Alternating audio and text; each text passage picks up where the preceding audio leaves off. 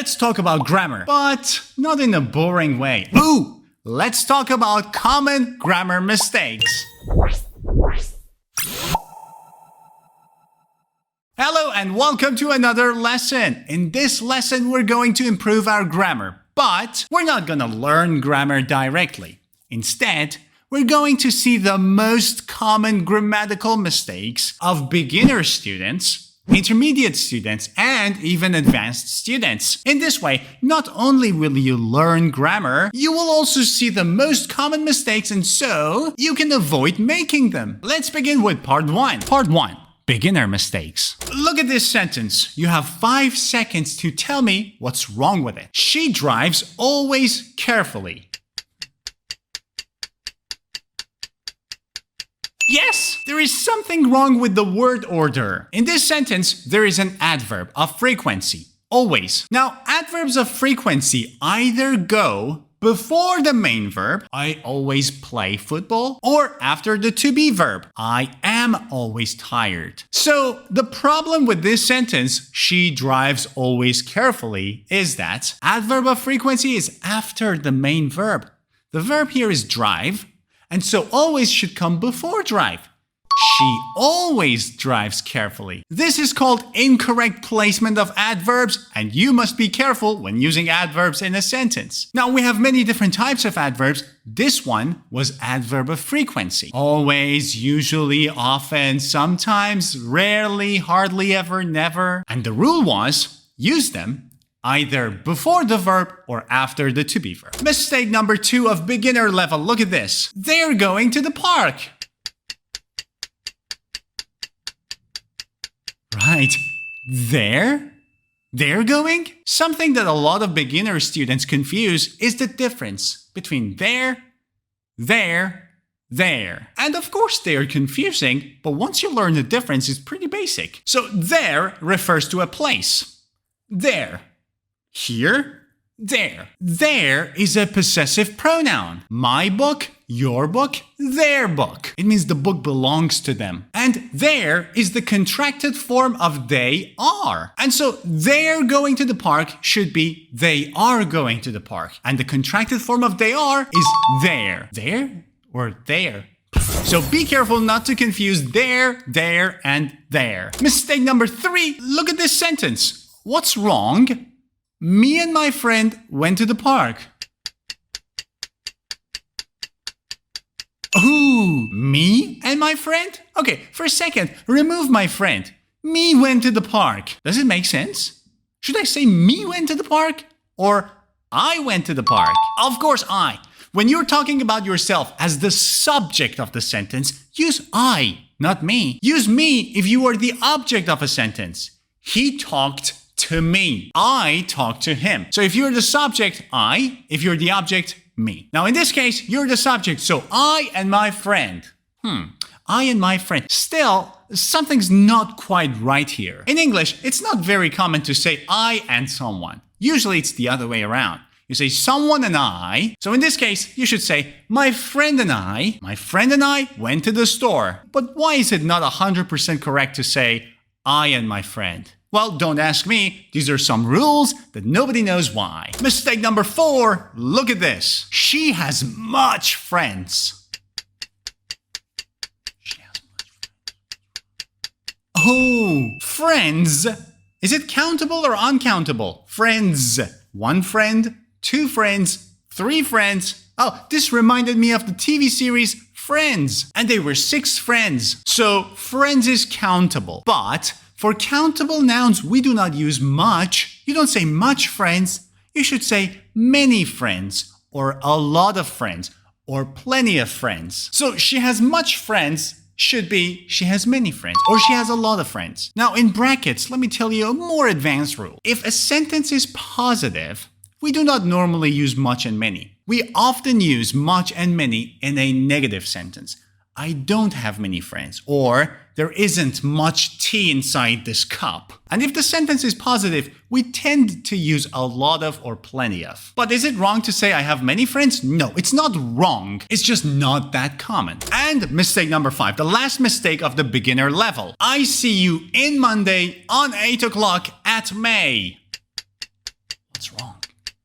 There are 3 mistakes. In Monday, on 8 o'clock, at May. All the prepositions are wrong. But what are the correct prepositions here? Well, the correct preposition to use before days of the week is on. On Monday, on Tuesday, on Wednesday, on Thursday, on Friday, on Saturday, on Sunday. What about the time? The correct preposition is at 2 o'clock, at 8 o'clock, at 5:30. And what about months of the year? We use in January, in February, in March, in April, in 1 hour later, in September, in October, in November, in December. So, on days of the week, in months of the year, also in for years, in 1994, in 2001, and at for the time. So the correct sentence should be, I'll see you on Monday at 8 o'clock in May. Part 2, intermediate level mistakes. Now let's take things a step higher and see what the most common mistakes of intermediate students are. The first one, there are less people here than yesterday. What's wrong with this?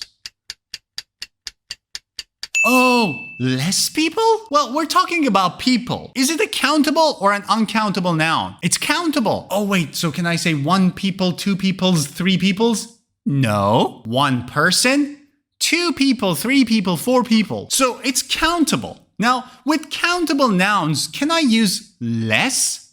No, you should use few. And if you are using it in a comparative way, you can say fewer. So if the noun is countable, we use fewer. If it's uncountable, we use less. So instead of there are less people here than yesterday, we should say there are fewer people here than yesterday. And pay attention, this is a comparative sentence. We're comparing today, right now, with yesterday. Second sentence, look at this. She was standing among John and Sarah.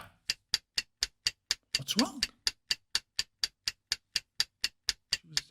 She was standing among? All right, what's the difference between among and between? Very easy. If you're talking about 2 things, use between. If you're talking about more than 2, use among. So she was standing between John and Sarah, not among them. However, one advanced note. If there are more than 2, so 3, 4, 5, we use among, right? But if among the 5, we're only talking about 2 out of 5, again, we use between. So if there is Jack and 4 other people, and you group the 4 people and Jack together, so it's like now 1 and 2, all 4 people together. Am I making it more complicated? Then you can say between. Between Jack and everyone else, because we're talking about 2, not 5. Confusing, huh? Next common mistake. I've seen the movie last week. I have seen last week? No.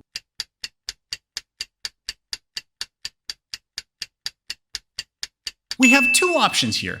We should either say, I've seen this movie, or I saw this movie last week. And this is a common mistake between the 2 tenses of simple past and present perfect, because both of them are used to talk about something that happened in the past. But the difference is, we use past simple to talk about something that happened in the past at a specific time, and we know when exactly it was. And it's over now. So when you say last week, we're referring to the exact moment. And so we should use simple past. I saw the movie last week. I watched the movie last week. But if you're talking about something that happened in the past, we don't know the time, or we don't want to say the time, or the time does not matter, but the action matters, and the effect of that action is still lingering on, we use present perfect. For example, your friend says, hey, do you want to go and watch this new movie? And I say, oh, you know what? I've seen it before.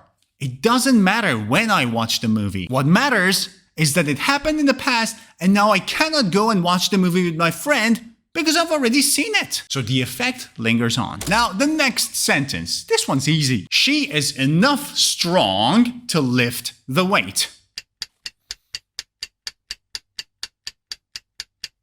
She's enough strong or strong enough? Where should we put the word enough in a sentence? So there are 3 rules. Rule number 1, if there is a noun and you want to use enough, enough goes before the noun. We have enough milk to make a cake. Rule number 2, if you have a verb in a sentence, use enough after the verb. I think we've earned enough money to buy a car. And rule number 3, we use enough after adjectives. I'm strong enough to lift the weight. And so in this sentence, instead of she is enough strong, we should say she's strong enough, because strong is an adjective and enough goes after the adjective. Strong enough. And the last common mistake of the intermediate level, look at this. I've been working here since 3 years. Oh, since 3 years? Or for 3 years? Which one? What's the difference between since and for? When using present perfect, we can mention the beginning time or the period of time during which the action happened. And to do so, we either use since or for. But which is which? We use since to talk about the starting point in time of the action. Since one point in time. And we use for to talk about a duration. For a duration. Since the starting point, for a duration. In this sentence, it says since 3 years. 3 years is the duration.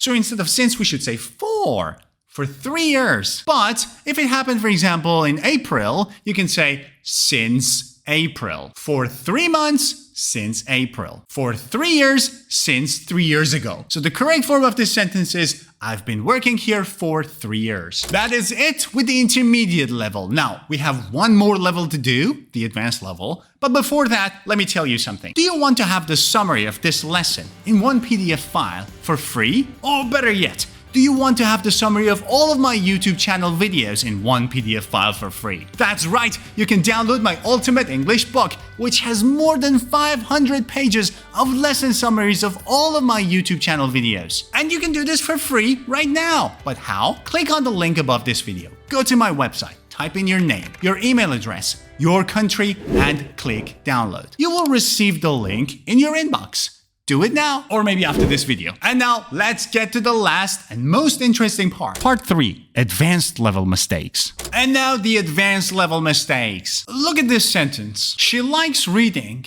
to jog, and go for walks. What's wrong with this sentence? Wait. She likes reading, to jog, go, reading. To jog, go. What's wrong here? As you can see, the first one is gerund, reading.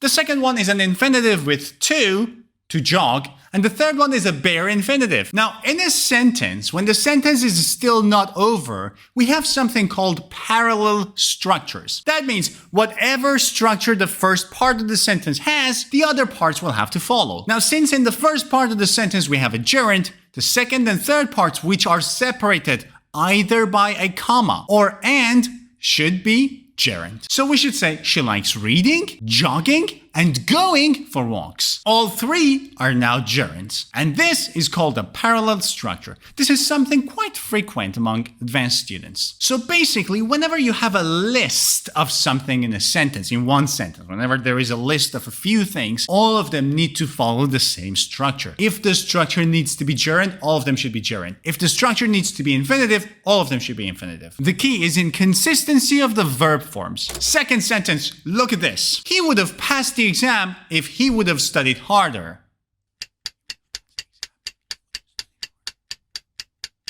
What? This clearly is a conditional sentence, right?